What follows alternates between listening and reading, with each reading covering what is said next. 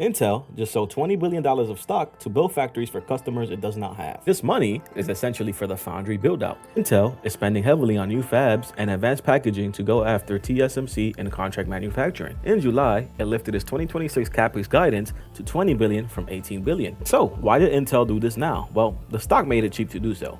Shares fell roughly about 4% on the announcement. Intel missed mobile, then Intel missed AI. Then Intel got lapped in manufacturing by TSMC, which, for the company that spent 30 years defining Moore's Law, it is a bit like a Ferrari getting overtaken by a forklift. Intel has now missed 2 of the 3 defining technology waves of this century. Under Lip-Bu-Tan, the plan stopped being one at designing chips and became make everybody else's chips.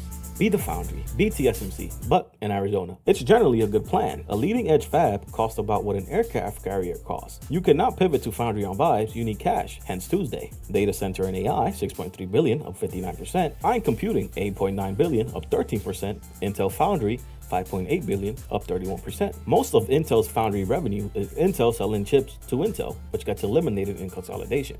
The timing for this, well, it isn't optional. The 14A, the next process node, reaches high volume manufacturing in 2028. Existing shareholders, like you and me, well, we get diluted. Intel had roughly 4.4 billion shares outstanding. Now, there are an extra 210 million more. Every existing share represents a slighter, smaller piece of the company. Your ownership percentage drops roughly by 4.5%, even though you didn't sell anything. Future earnings get divided across more shares, so earnings per share takes a haircut unless the money is spent well.